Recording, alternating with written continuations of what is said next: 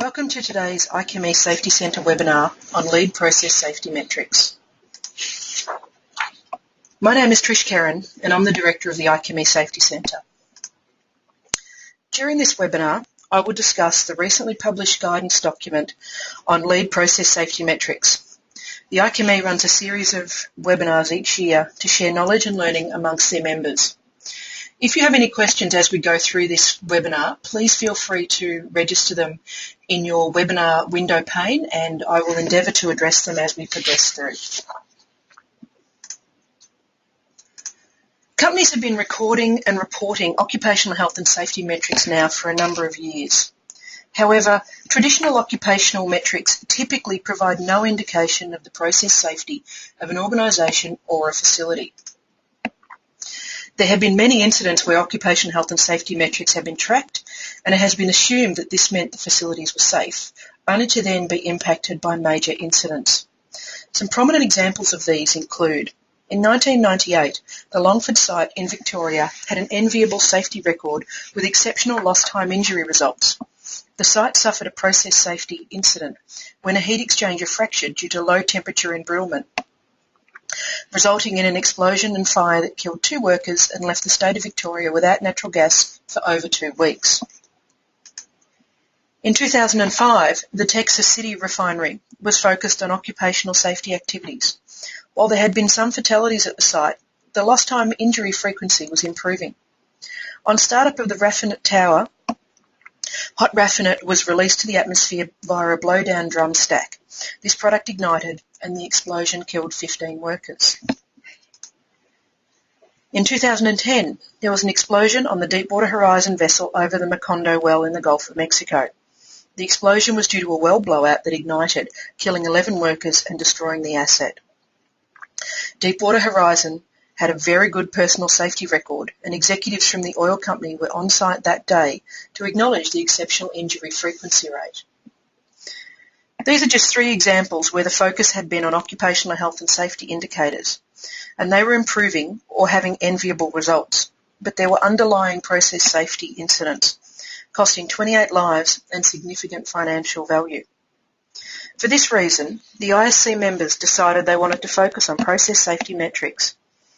Following some of the incidents mentioned, there had been significant work done globally on agreeing definitions for lagging process safety metrics, such as loss of containment or fires. There was still some work to agree leading metric definitions, however. This is where the ISC work fits in.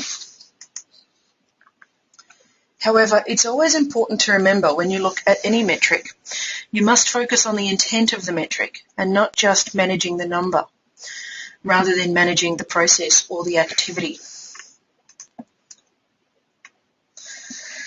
Charles Goodhart, a former advisor to the Bank of England, summed this up in his quote: "When a measure becomes a target, it ceases to be a good measure." This quote was originally focused on financial markets and the impact of regulations. However, it also applies to the human tendency to try and achieve good results. This means we can be tempted to manage the measure rather than the process. To set the scene for the webinar, I have a few questions to ask you. You'll be able to answer these questions via your computer with one of 3 options: yes, no, or not sure.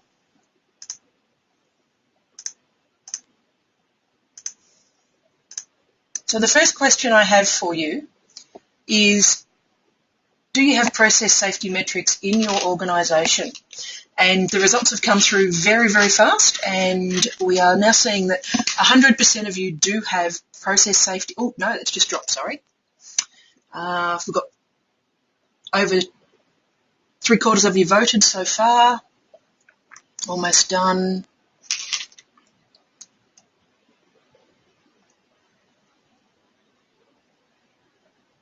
Okay, so we're sitting at 91% said yes, you do have process safety metrics in your organisation, and 9% of you said no.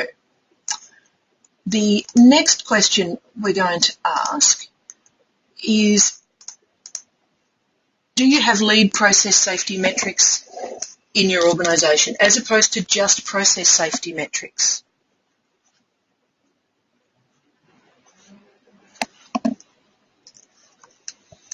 And okay, we're starting to see some different results here. The voting's still continuing.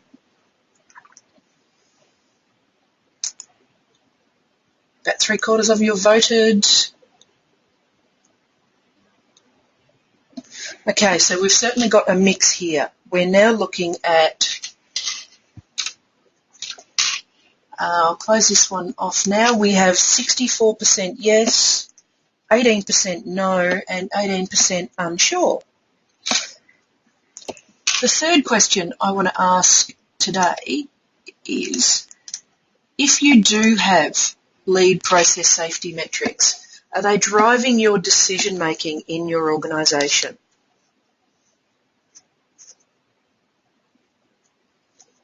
Okay, we're starting to see some very different results come through here.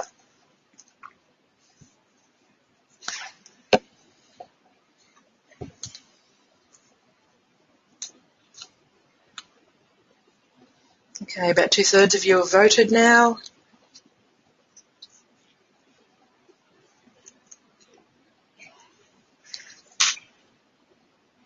Okay.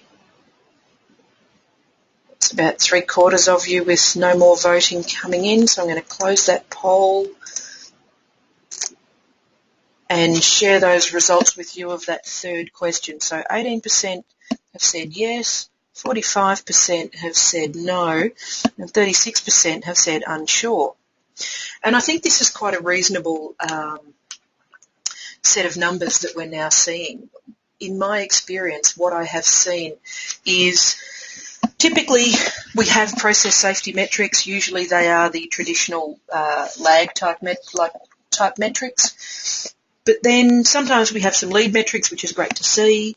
Interestingly, though, when people are challenged to think about what decisions their metrics are driving, we often end up with some quite different results. So with 45% saying that, no, the lead metrics for process safety that you're recording is not driving results. One of the important things for me is if we are doing a task, recording metrics, tracking information, and we're not using that information in any way, it doesn't inform our decisions, it doesn't help us understand what we're doing, help us improve things, I'd actually challenge, why are we recording that particular piece of information if it's not doing any work for us? So thank you very much for your responses in that poll. I think that really does set the scene quite interestingly as we go through the rest of the webinar.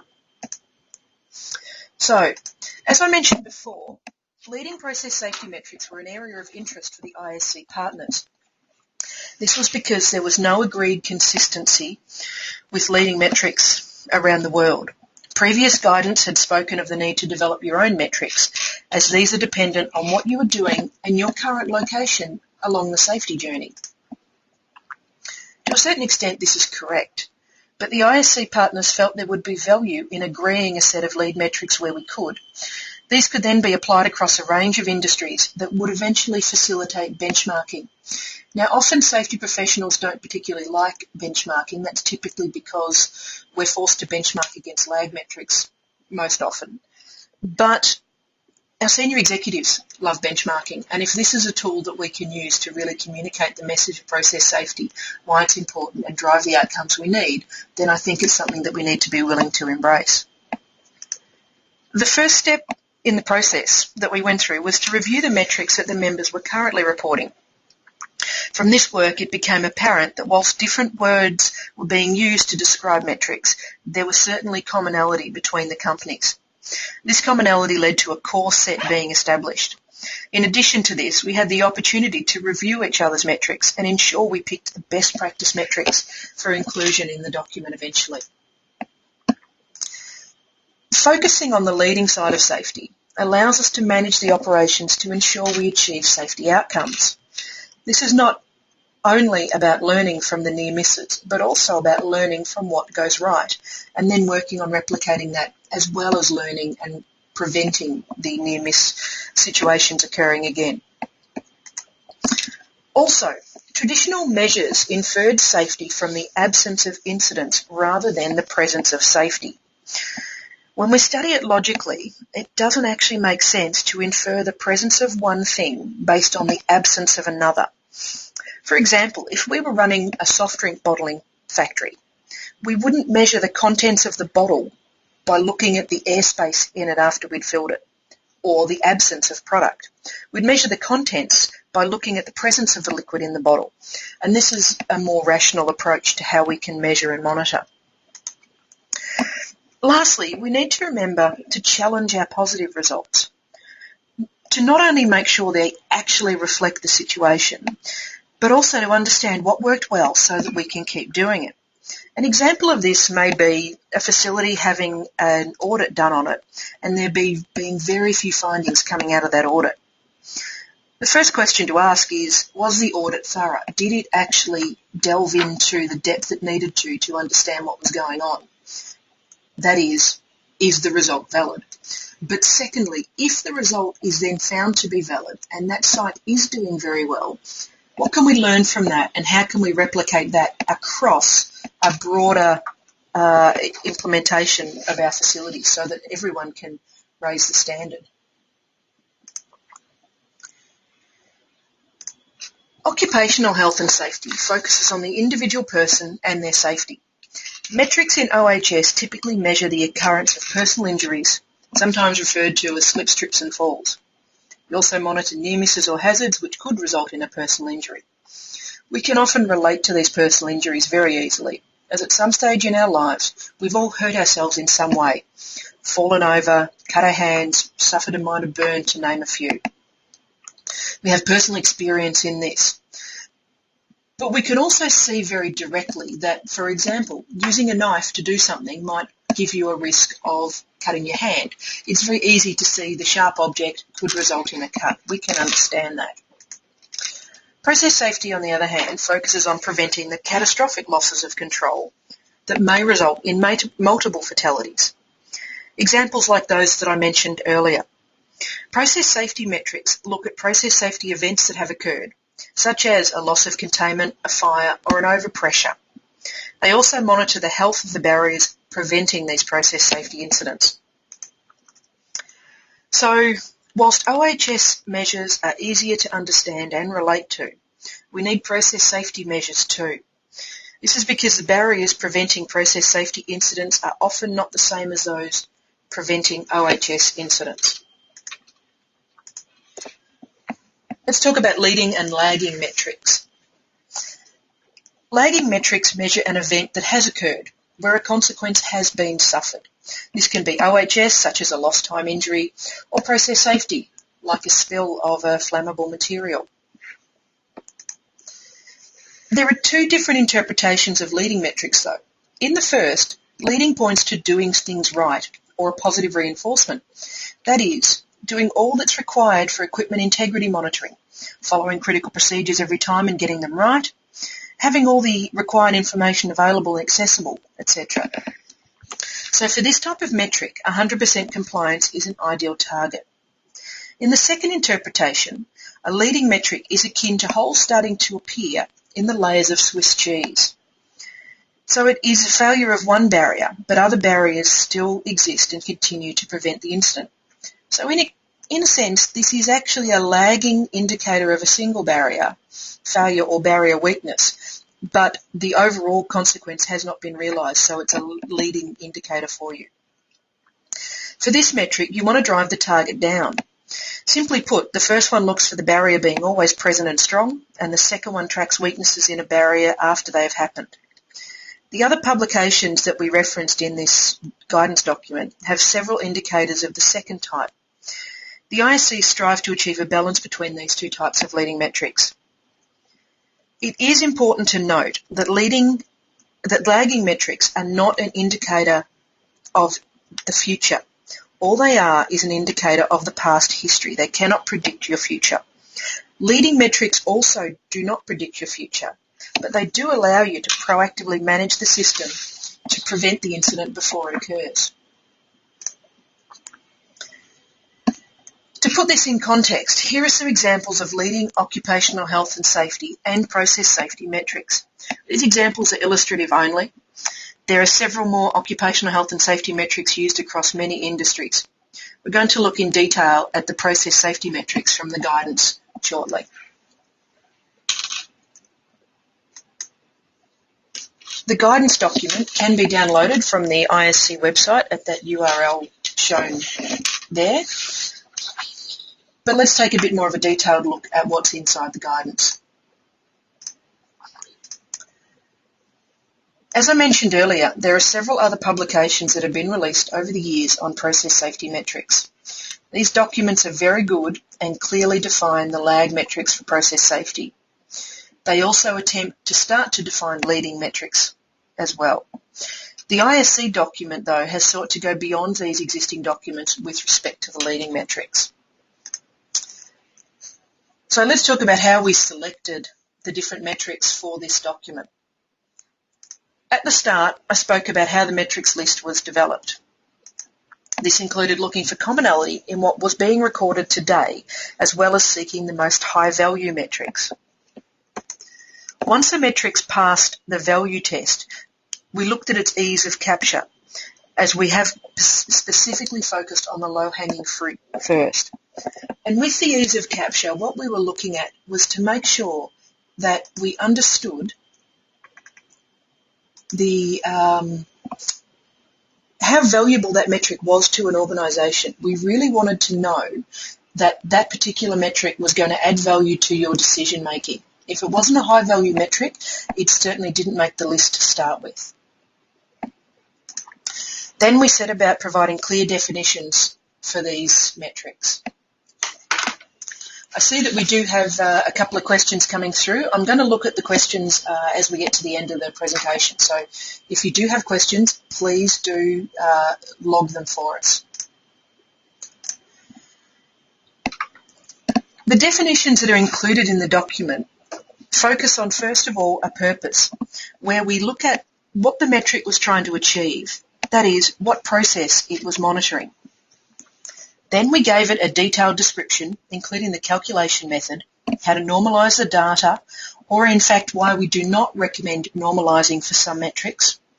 It also covered the trends you should be looking for, as well as the frequency of collection and analysis, because these may actually vary.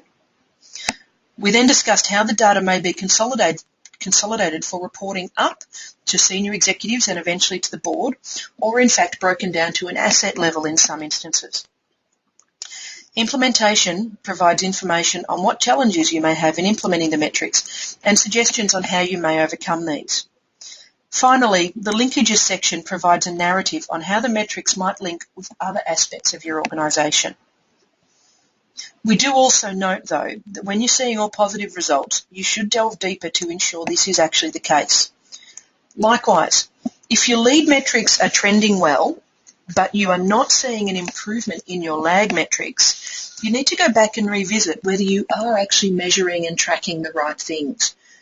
There's not a direct correlation between your lead and your lag metrics, but if your leads are all looking good and your lags are not improving, there's a piece of the puzzle that's missing that you need to understand.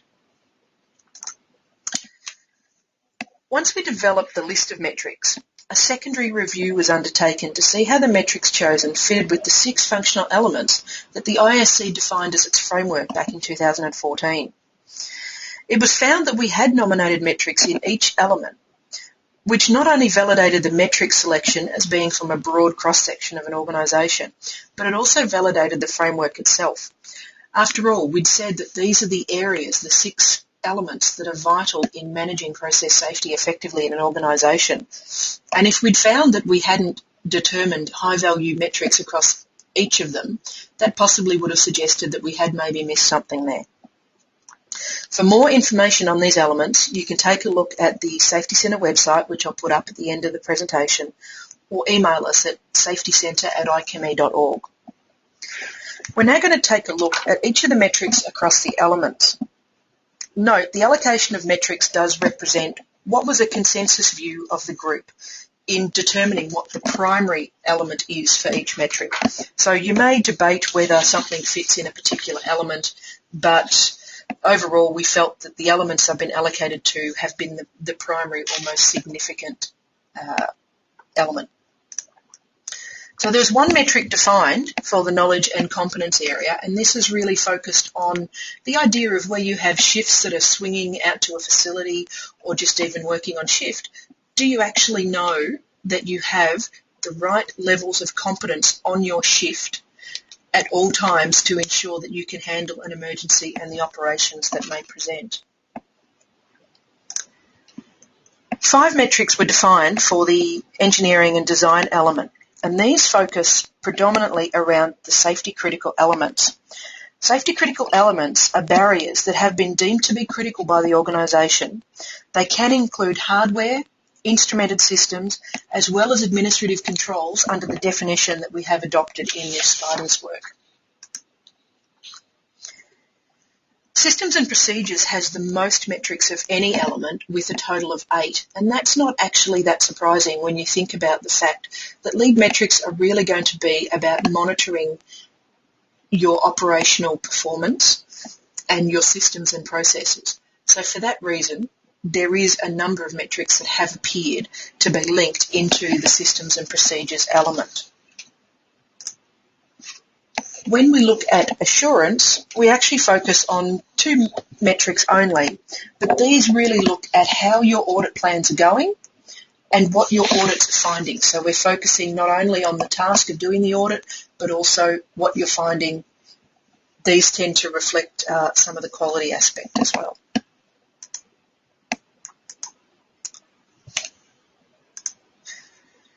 Human factors has 1 task-based metric and 2 alarm-based metrics. The metrics monitoring the alarms were taken directly from the EMUA standard out of the UK. The reason we did this is because we didn't seek to redefine what we already felt was a reasonable metric that existed. This document was not about duplicating the work of others and replicating. It was about making sure that we could understand what was going on and pick the best options for people to use. And that's why we aligned with the EMUA standard in this instance. Culture has metrics that look at the workforce interaction as well as the organisation's focus on closing out items. So that now covers all the 6 elements. Let's take a look at 2 simple examples directly out of the guidance material. So the first one, and I don't expect you to be able to read that picture, but it's about the permit to work checks performed to plan. Now this is a task-based metric, so this is based on having a plan and doing a specific task to it. This does not look at the quality of the result. Focusing on ensuring work activities on the facility are planned and executed in a controlled and efficient manner in accordance with mandatory company requirements and expectations is the basic purpose of this metric. The permit to work check is a method to check that the system is functioning. As such, there should be a target set for the number of permit to work checks completed. As a rule of thumb, we recommend sample sizes be the square root plus 1 of the total permits issued. Review of this metric will indicate whether the permit to work checks are occurring at an adequate frequency and therefore whether there is sufficient priority given to the assurance of the performance of the permit to work system. This metric is normalised percentage based on the number of checks performed to plan. So as I said, this gives you a task-based result. The next example I want to look at is focusing on the quality-based metric but for the same particular task. So this metric is based on the number of permit to work checks that you actually conduct, but it does look at the quality of it. High levels of non-conformance might indicate problems with competency and training and possibly a culture of acceptance of not following procedures. This metric requires a knowledge of a number of permit to works non-conformances found during the checking process as well as the number of permit to work checks performed. It again is a normalised percentage based on the number of non-conformances over the number of checks completed. So they're just 2 very simple examples lifted directly out of the guidance material. You can see that there's not a lot of words used to describe it. It is a simple definition as we've tried to help guide people in how to adopt this particular material. So in terms of how to use this guidance material, a suggested way is to follow these basic 5 steps here. If you already have metrics covering some of the gaps and they're useful, then we would obviously recommend that you continue to record them. If the metrics covering the gaps you're finding are not useful, such as the percentage of 45% of you said that no to the answer of are you actually using your lead metrics to drive decisions, then you need to consider whether you want to adopt other metrics such as the ones in this guidance or look to change the metrics you've got, because if you're not, if the data you're getting is not providing useful information to you, there are other things you could be spending your valuable time doing. You also need to ensure that you have a comprehensive picture of the health of your barriers, because that's what the metrics are about recording. So make sure that overall your barriers are covered. From the IChemE Safety Centre perspective, we believe that these barriers are covered across those 6 elements that we mentioned earlier. There's a couple of different ways that you could look to use the guidance. If you already have some metrics and they're working for you, you may wish to look at a partial implementation of the guidance material. This will become apparent in the gap assessment stage. A disadvantage of taking the partial implementation path is a potential lack of consistency over a range of metrics, which will eventually prevent benchmarking taking place. Though, the advantage here is that you can progress in manageable changes towards the implementation. So you need to weigh up in your organisation how well you can actually do that. On the other hand, if you choose to do a full implementation of the document, the advantage is that you'll be able to benchmark metrics with others who have taken that path. The disadvantage may be the magnitude of the project to implement these 21 metrics across your organisation and modify your metrics to fit them. So it's up to each organisation to decide if using the document is for them. But hopefully, I think you'll see enough value in it to progress down that path. So I'm now going to open up to any questions or comments that people may have from the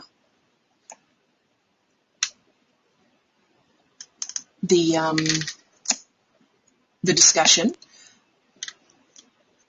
So the only comment I've got at the moment is that it's come in from a regulator and has said that as a regulator we don't have process safety metrics for our organisation, although we discuss them at the sites we visit. And I think that's actually a very important thing to consider, that when we actually look at what's going on around different sites, that certainly our regulators, when they do come out, they will monitor your metrics and they will look to see how you're actually protecting the integrity of things like your safety critical elements to make sure that you do have assurance that they're functioning and that they will be available when you need them to be available. So the regulators are actually in a unique position to see all different metrics that are being tracked across all different industries and all different companies, and that's a very unique position. So I'd encourage you to, if you have the chance, ask questions of your regulators when they come and visit around different sorts of metrics that they may be seeing around the place. The next question I've got is, are there example sites that have implemented these metrics? That's actually a very interesting question. What we're wanting to do is, where sites have tried to implement or are looking to implement these metrics, we would love to hear from you, because we'd love to be able to develop some really good case study examples for people so that they can learn from how other people have succeeded in doing it.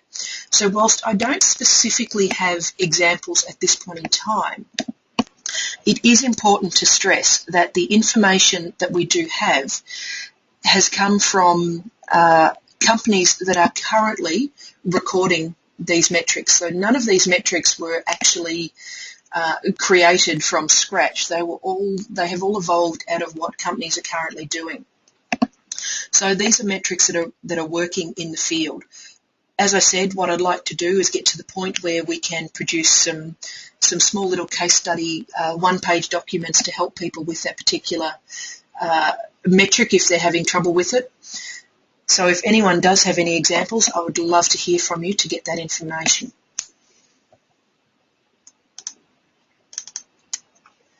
Okay, how is the number of open safety critical element MOCs to be measured. Many MOCs are implemented to improve safety. Should value be high, low, upwards, or can you put the link back? Sorry, I've just changed question. Upwards, I've now lost my question that I was looking at, sorry.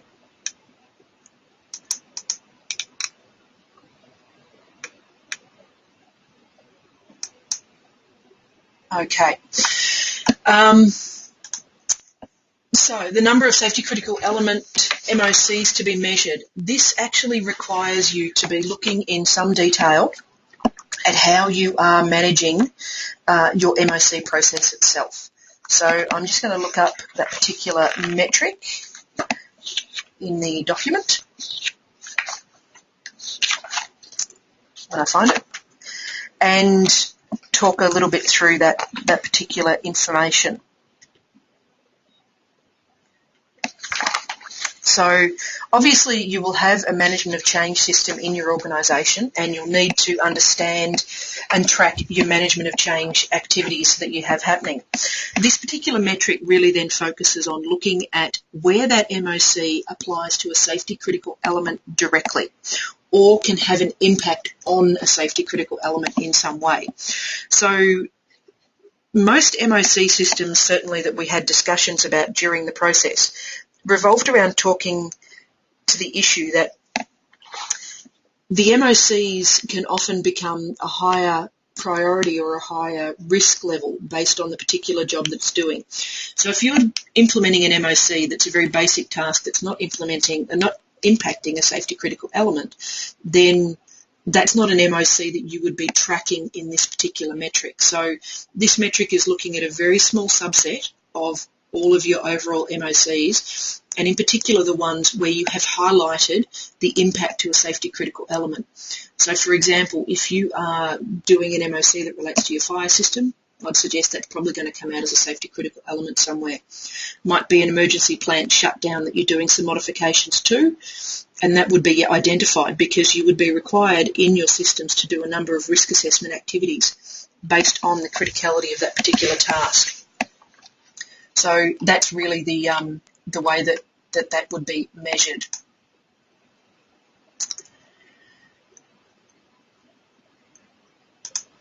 So the next question I have, or comment I have here, interesting in understanding the discussions you may have had around the implementation of partial metrics, e.g. not all of them. Was there discussion on how many lead process safety metrics should be in play, noting it should be driving the right outcomes?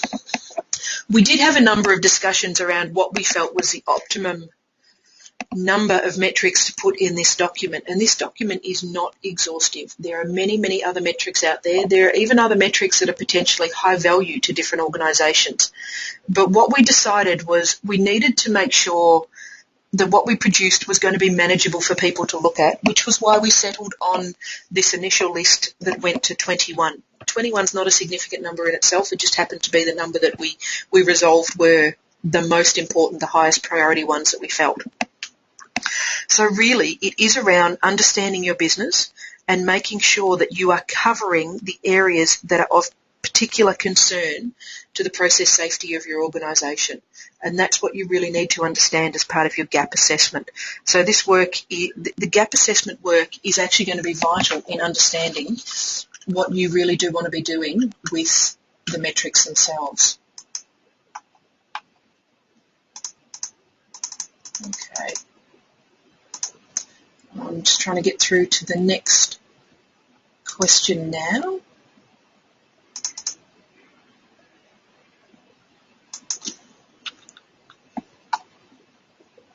So I just need to pick up on one bit that I didn't answer on the MOC implemented question.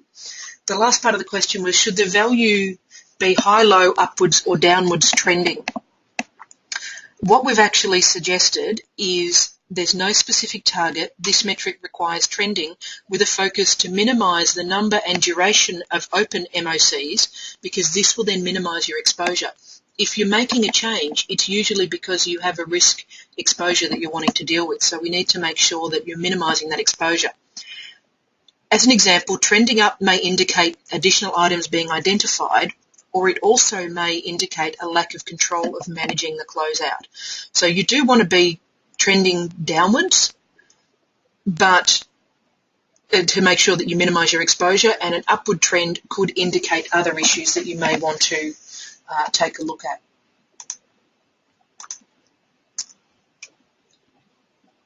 Someone else has asked, this is being recorded, is there a link I can send to others in the team to review this presentation?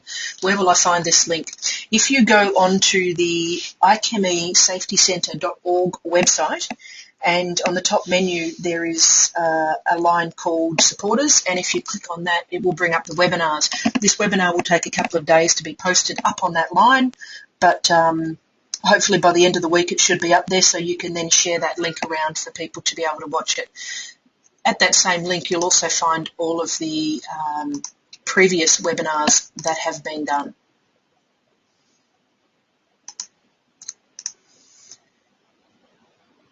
The next question I've got is the content of this MOC discussion in the guidance note? Yes, it is. I've actually been reading sections directly out of it.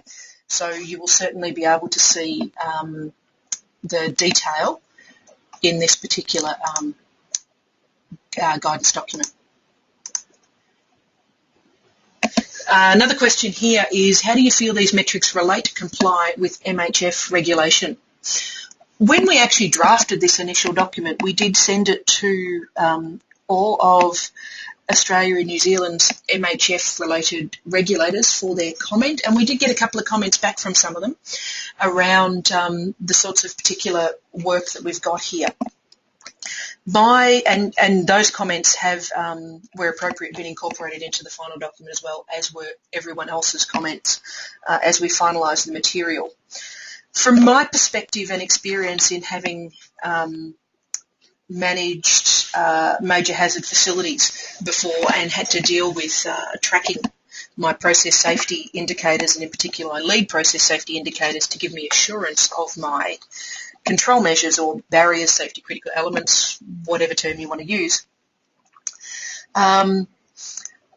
I would suggest that it actually aligns quite well, because fundamentally the premise of your major hazard facility regulations is that you identify all of your hazards that could result in a major incident, you identify all your controls, and you then need to provide integrity monitoring of those controls. From that perspective, this is what this guidance really goes to. When we delve into these safety critical elements, this is about providing integrity and assurance for your safety critical elements that you have determined. I think one of the challenges is there's not yet a generally accepted standard for how we will do safety critical element determination, and I suspect there's probably some work to be done in that space, because two similar organisations could have two very different sets of safety critical elements. Not to say that either of them is right or wrong, but probably neither of them are complete, and in some instances both of them would go to an extreme in some areas that is not quite right. So if you have too many safety critical elements in your organisation, you will struggle to manage them, and that will not give you a safer outcome. If you don't have enough safety critical elements determined, so you haven't determined the right ones, you're potentially open to a risk of an incident occurring because you're not managing what you need to manage. There's got to be that right balance to determine your safety critical elements, and fundamentally this is really where this complies and feeds together with all the standard MHF regulation that we see not only around Australia, but also it's the standard premise of the Seveso, which is COMA in the UK, obviously Seveso directive in the EU, and various other jurisdictions that have now adopted that model of legislation.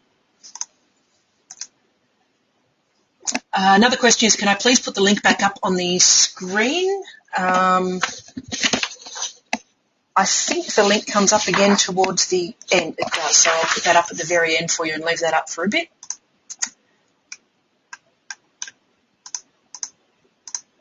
Okay, that is all the questions that we currently have posted through onto the webinar at the moment. So what I would propose is to conclude the technical presentation here, importantly, I'd like to acknowledge the efforts of the companies who contributed to the development of this guidance, provided substantial comment, or actually assisted in the presentation. And these companies are the ones that actually contributed to the guidance material themselves are named within the document. It is named as Apache Energy, that is now Quadrant Energy, so the folks from Quadrant Energy were very instrumental in this project. In fact, the project sponsor came out of Quadrant Energy and led this project. Orica, Todd Corporation, Woodside were our operating partners involved. We also had some great involvement from our industry partners Envistech and MMI Engineering. And lastly, we were fortunate enough to receive the services of an independent safety and risk consultant that provided his insight and contribution to this project. The team over at the Merricarraconna Process Safety Centre at Texas A&M also provided a substantial amount of feedback into the draft documents and really assisted in getting this document to where it is, and also making it a truly global document by bringing in some perspective from not only their team out of College Station in Texas, but also some of their people located in the UK. So certainly acknowledge their contribution, and Process Safety Verification for their assistance in actually developing the material in this presentation. We've got one more webinar scheduled for 2015, and that will be on the 19th of November, which is actually the 5th anniversary of the Pike River coal mine explosion, and we'll be focusing on that particular case study for that webinar. If you've got any suggestions or comments on future webinars, or certainly how we can improve these webinars for you, please contact us at safetycentre@icheme.org. Also, if you'd like to be added to our specific mailing list, at the moment I email specific contacts in your organisations. If you'd like to be added to the list so that you always make sure you get the invitations to these webinars, please email me at safetycentre@icheme.org and I'll add you to the list. Importantly, at the same time that we developed this particular body of work on lead process safety metrics, and this represents a little over 12 months worth of work and effort from those companies mentioned earlier and the centre, we also worked on developing a guidance document focused on process safety competency. And this document defines process safety competence across an entire organisation, from frontline operator all the way through to chairman of the board and various other roles on the board, the engineering functions in an organisation, the support functions in an organisation as well. This guideline is also available for a free download from the ISC website. If you can't find that particular document on there, then feel free to email me. I mentioned I would put the link up again, which the link to the document is at the bottom here, as well as the IChemE Safety Centre email address website. So feel free to get in contact with us if you have any thoughts or contributions for this webinar. I certainly hope that you found this webinar interesting and thought-provoking. The recording of the webinar will be stored on the IChemE Safety Centre website for your future use. Thank you very much and stay safe.